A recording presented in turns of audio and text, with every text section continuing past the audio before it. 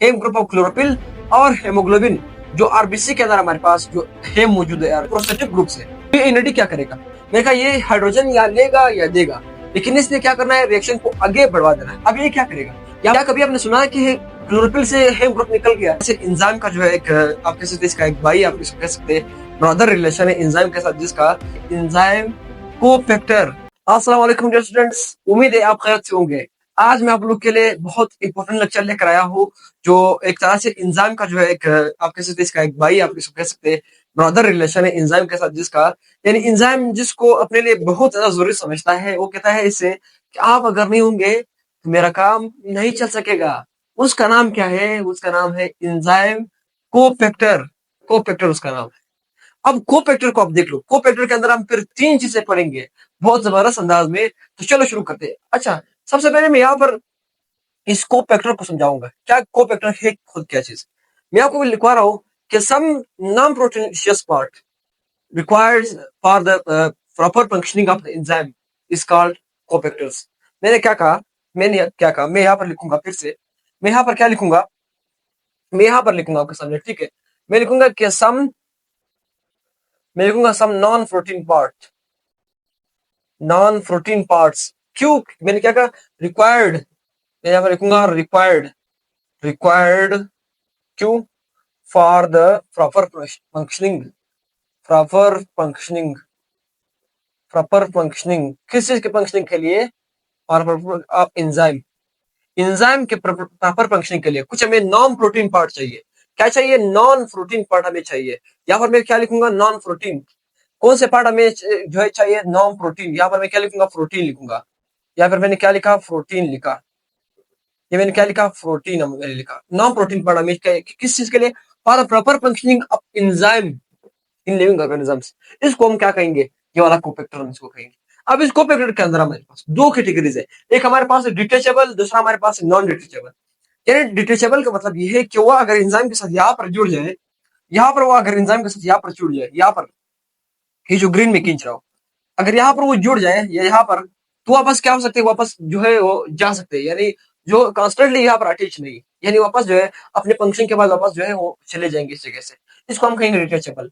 लेकिन दूसरा कैटेगरी क्या है? वो नॉन डिटेचेबल है। नॉन डिटेचेबल का मतलब ये कि अगर वो एक बार एंजाइम के साथ यहाँ पर अटैच हो गए, यहाँ पर, ठीक है, यहाँ पर एंजाइम को क्या क्या पकड़ा, यहाँ पर एंजाइम को पकड़ा, ठीक है, फिर वो एंजाइम से अलग नहीं होंगे, फिर वो परमानेंटली कोवेलेंट बॉन्डिंग के जरिए पर अटैच होंगे। उनको हम कहेंगे नॉन डिटेचेबल। अब डिटेचेबल के अंदर हमारे पास फिर दो कैटेगरी आते हैं। यहाँ पर मैं क्या लिखूंगा? दो कैटेगरी है। पहले का नाम क्या है? पहले का नाम हमारे पास है ऑर्गेनिक को एंजाइम। यहाँ पर मैं लिखूंगा ऑर्गेनिक। यहाँ पर मैंने क्या लिखा? ऑर्गेनिक को एंजाइम। को एंजाइम यार, यहाँ पर क्या लिखा? ऑर्गेनिक को एंजाइम लिखा।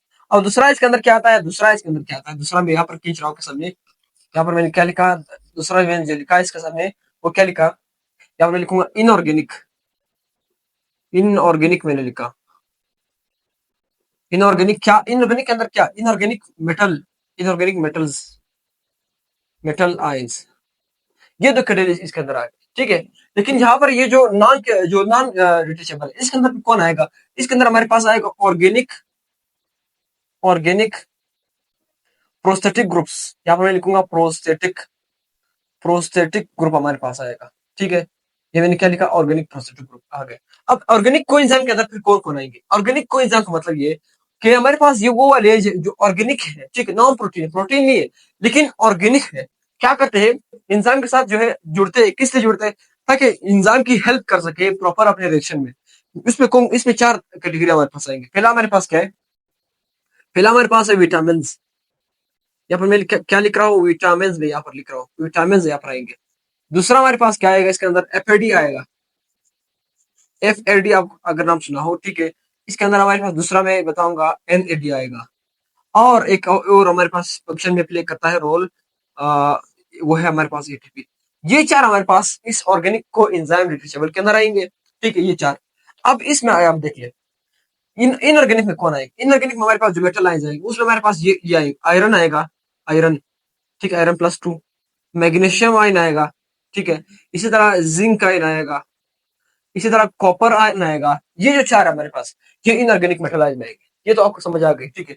इसी तरह अगर मैं इसकी बात करूं, ऑर्गेनिक पॉजिटिव ग्रुप की बात करूं, जो अगर एक बार जुड़ गए तो फिर कभी जो है वो रिमूव नहीं होंगे, ठीक है।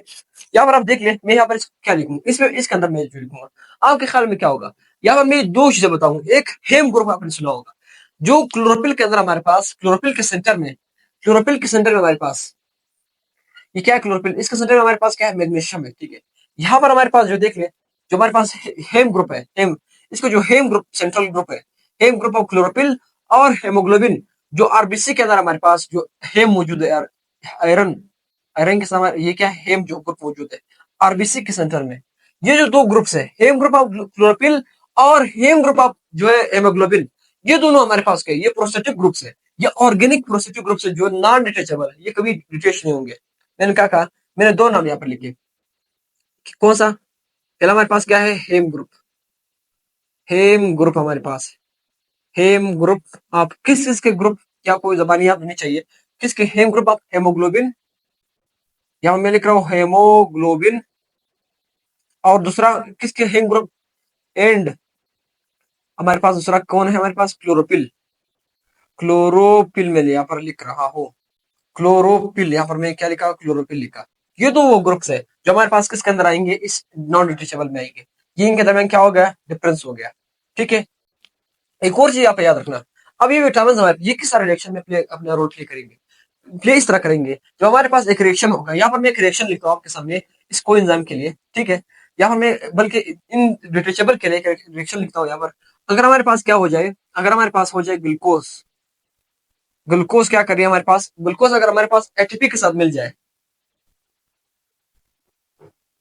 क्या करे, एटीपी के साथ मिल जाए, एटीपी के साथ जब ये मिल गया तो हमारे पास आगे क्या बनेगा, जब ये इसके साथ एटीपी के साथ आगे मिल गया तो आगे हमारे पास जो बनेगा वो होगा हमारे पास ग्लूकोज सिक्स फॉस्फेट जब बनाएगा, ग्लूकोज सिक्स फॉस्फेट जब बनेगा, ग्लूकोज सिक्स फॉस्फेट बनेगा, और हमारे पास दूसरा क्या बनेगा, एडीपी बनेगा, एडीपी, यहाँ पर मैं लिख रहा हूँ एडीपी, एडिनोसिन डाइफॉस्फेट बनेगा।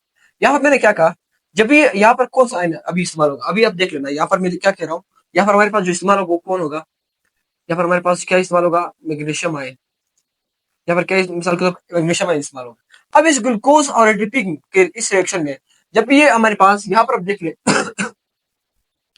जो हमारे पास क्या रिएक्शन हो रहा है, ठीक है। अब यहाँ पर ग्लूकोज आ गया, ठीक है, ग्लूकोज अभी यहाँ पर इस एंजाइम के एक्टिव साइड पे आ गया। अब इसको जब ये दोनों अटैच हो जाते हैं तो फिर ये मैग्नीशियम आयन हमारे पास, ये जो मैग्नीशियम आयन है, ये आकर क्या करता है, इन दोनों की यहाँ पर ब्लू ब्लू जो लिख रहा हूँ, ये क्या करता है, इन दोनों की अटैचमेंट में बहुत बड़ा रोल प्ले करता है, ताकि ये दोनों अटैच रहे एक दूसरे के साथ उस वक्त तक, जब ये जहां तक जब ये प्रोडक्ट में कन्वर्ट हो जाए, उस वक्त तक इसका काम ये है। उस वक्त जब ये अटैच हो जाए तो मैग्नीशियम आयन क्या करता है, बतौर इनऑर्गेनिक मेटल आयन जो है यहाँ पर ये रोल प्ले करता है कि जो एंजाइम है वो अपने सबस्ट्रेट को सही से पकड़े और सही तरीके से उसको क्या करे, कन्वर्ट करे। तो ये फंक्शन है हमारे पास इस मेटल आयन का है।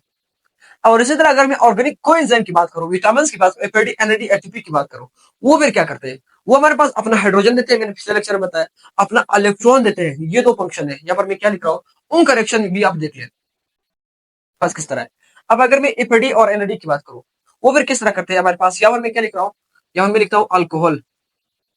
जब हमारे पास क्या होता है, जब अल्कोहल हमारे पास क्या हो रहा है, कन्वर्ट हो रहा है किस में, एल्डिहाइड में, एल्डिहाइड में, जो यहाँ पर एंजाइम भी इसके साथ होते हैं।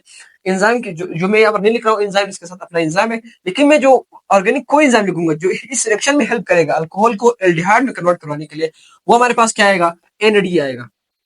यहाँ पर एनएडी का एक फॉर्म आएगा, एनएडी प्लस आएगा, ये एनएडी प्लस, ठीक है। ये क्या इधर आ गया, अब ये एनएडी क्या करेगा, मैंने क्या कहा, मैंने कहा ये हाइड्रोजन या लेगा या देगा, लेकिन इसने क्या करना है, रिएक्शन को आगे बढ़वा देना है। अब ये क्या करेगा, यहाँ पर देख ले, इस रिएक्शन के बाद ये क्या हो जाएगा, यहाँ पर NaDH2 आ जाएगा। क्यों आया, अब मैं रीजन बताता हूँ। यहाँ पर देख NaDH2 आया, NaDH2, वो अल्कोहल जिसने एल्डिहाइड में कन्वर्ट होना था, इसने अपना जो हाइड्रोजन है वो किसको दिया, NAD को दिया। क्या दिया इसने, अपना हाइड्रोजन दिया।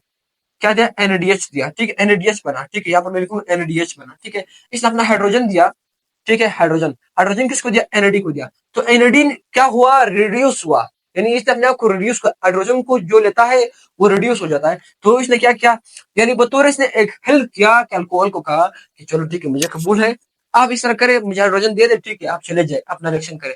तो इसने एक हेल्प किया एनएडी ने, ऑर्गेनिक को एंजाइम ने।